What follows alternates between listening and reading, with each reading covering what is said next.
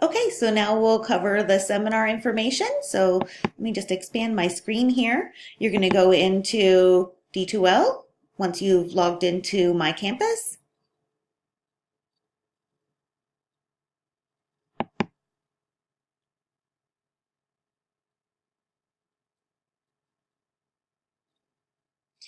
And again, click on Content Browser. It does open up information to you.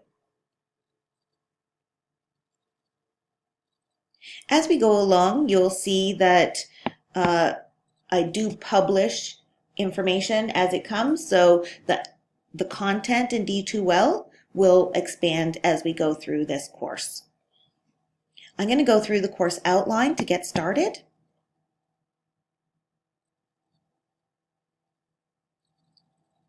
So when we go through here, the learning outcomes are listed there.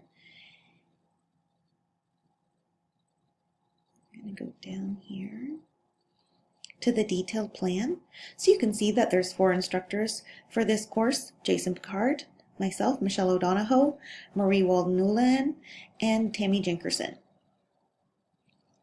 The things that we're going to be covering in this course are career planning, resume development, developing profile summary or personal branding statement, and resume development, building accomplishment statements, cover letter development, interview skills, labor market information and job search, and a final interview. So to break that down, just so you know, there is attendance taken in each of the classes. You'll get participation marks not only for in-class, but also completing the online lectures. I will go over those lectures in a second with you. So that's a total of 15%. One of the things that you do need to note is you do need to pass this course in order to graduate from your program. So 15% is a lot. I encourage you to attend all classes and to listen and watch all of the online lectures. There will be quizzes or assignments attached to those lectures. There's a personal skills assessment. That's the one we're doing this week. And it will be due next week before lab. There's a resume check-in. So next week we'll be learning more about resumes, and then the following week there will be a check-in so that you can get some feedback with how you're developing it. Then we'll be looking at cover letters, and then there is the assignment due in week 4, and it is worth 20%. There's an interview assignment, there's an in-class portion, as well as a written portion, and that's worth 15%. There's a labor market report worth 10%, and then that final interview on Interview Stream worth 20%. I'm going to scroll down here. So it is your responsibility to retain the course outline for future reference. One of the things that we do know is that if you do decide to go on to further education and you have taken a career preparation course and it's part of your new program, you could potentially get an exemption, but they do need to look at your course outline. If you want a hard copy of this course outline, please ask. I'm happy to print that off for you. For individual assignments, students are expected to work independently with no input from other students. In all assignments, plagiarism and academic dishonesty will not be tolerated and will be dealt with according to college academic regulations. You're strongly encouraged to review these regulations. They are in your student handbook. Final grades in this course are assigned based on the level of academic achievement, which corresponds to the assessment components as cited in the course outline. All assignments are to be submitted electronically. I prefer if you don't submit them as a Google document. It's a whole lot more steps for me to go and view them, and sometimes they're locked and then I have to email you in order to be able to get those. If you do have to work in Google Docs because you don't have Microsoft Office Suite on your laptop, then please submit it as a PDF. Okay? I would also accept a hard copy, so if you prefer to print it and hand it to me at the beginning of lab, I would accept that as well. Just to note, when I do grade your cover letter and resume assignment, you will be I will be printing them all off, and you'll get a hard copy back with some concrete feedback, okay? Decisions regarding missed evaluations, whatever the reason for missing them, will be left to the discretion of the faculty. Advance notice of absence may result in greater accommodation, and consideration will be given to students with a documented personal or family crisis note. It is your responsibility to obtain any information that you've missed if you do end up missing a seminar or a lab. Regular attendance for this course is highly recommended. It's only 7 weeks. It'll go by fast, and you don't want to get behind in this course. So even if you have an accommodation, I would encourage you to try to get the assignments on time. 7 weeks is not a large window of time, and so you really want to make sure that you're staying up on things.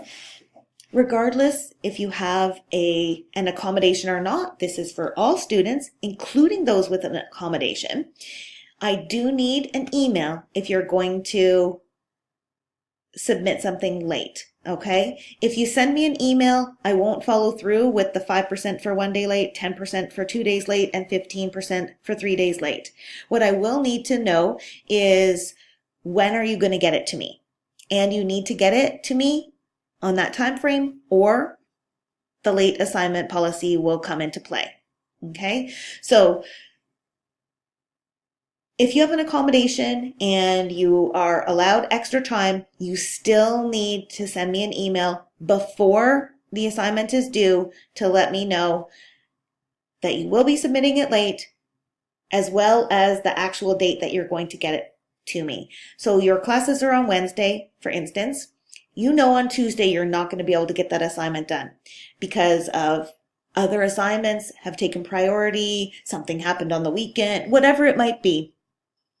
Whatever circumstances you're in, if you need, say, till the Monday because you want to work on it on the weekend, let me know. I'm going to get this to you by Monday next week, and give me the actual date, okay? I'm quite an understanding person, and but I need to know beforehand, okay? Cell phone use is not allowed in the classroom. Cell phones must be turned off, as they are a distraction to the class and to your learning. I will do my very best to return marked assignments to you within 2 weeks of submission. If you have any questions or you want a hard copy of this course outline, please let me know. And like I said, I will be happy to clarify anything in here that you may have questions on, or print that hard copy for you. Let's go back to our table of content.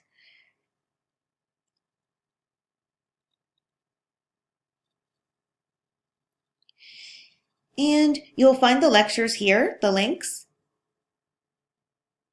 within one of the lectures. So I've made it into 3 parts this time, so that way you can watch when you have free time. So if you have 10 minutes and can watch lecture 1, and then later on during the day you watch lecture 2, and then later on watch lecture 3, you will want to do that take action assignment as well and submit that. That's really so that I know that you watched them, okay? And that's why I ask that you don't share it with your friends, what that assignment is. You will submit it in the Dropbox, and all it will say is, let me just double check. So when we go up here to the Dropbox and click on that, it's Take Action Assignment 1 from Lecture 1, okay?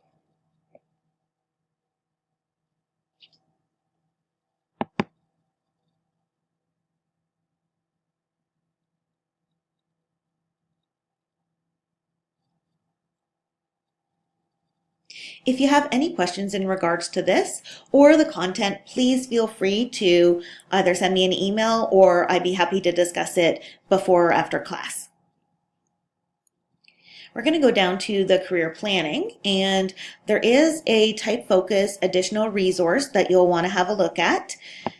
And you may want to have a look at this again before you actually do your assignment. It might give you better understanding of your results. Okay, so let's go over a few things. First off, the personality test is based on Carl G. Jung's theory of psychological types. People can be characterized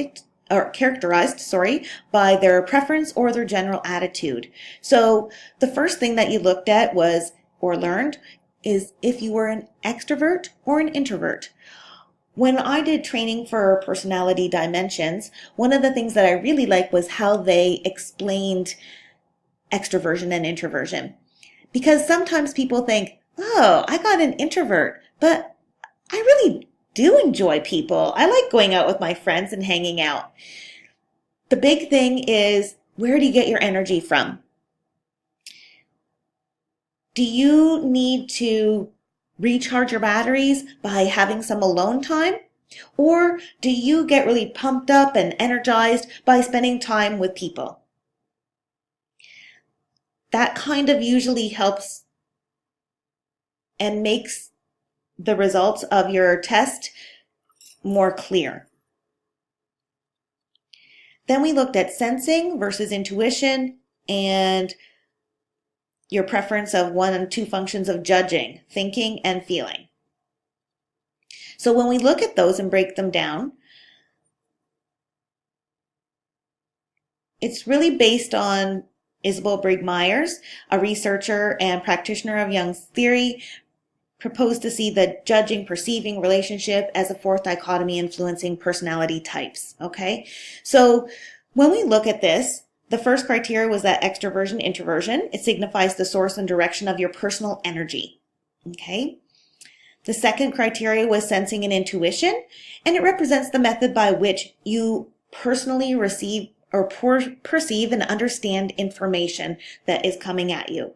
So sensing means that a person mainly believes information he or she receives directly from the external world. Are you one of those people that when somebody says something to you and that's the first time you heard that, you jump on Google? I've never heard that before. I'm not really sure if I believe you. And you jump on Google and search it and do some research yourself? Then sensing would be what you do. Intuition, it's more about a person believing information that he or she receives from the internal or imaginative world. So what you feel, maybe how you were brought up, those are strong things that affect your beliefs. The third criteria would be thinking or feeling. It can represent how a person processes the information, so how you think. And when we look at thinking, it means that a person makes decisions mainly based on logic. Is this logical? Is it organized? Does it make sense? If you base it on feeling, it means that as a rule, you make decisions based on your emotion, based on what you feel you should do. So if you find yourself saying things like, well, I thought I was doing the right thing, then you base your thinking, your decision making on your feelings. It's important to note that employers need both types of people. Teams can be really effective if not everyone's the same. So knowing what strengths you have, what you're going to bring to a team can make a really big difference. Judging and perceiving reflects how a person implements the information that he or she has processed. So judging means that a person organizes life events and as a rule actually sticks to and carries out a plan. I always hear people say, I'm not judgmental if they get that judging. But you know, when I look at job postings, I see all the time that employers are looking for people with good judgment, sound decision-making skills. So it's not really what we would think necessarily what that means, okay? It can be very positive. We definitely need people on teams that can organize a job and stick to their plan. Perceiving means that a person is inclined to improvise or explore alternative options. Sometimes, if you're working with someone who is a perceiving person,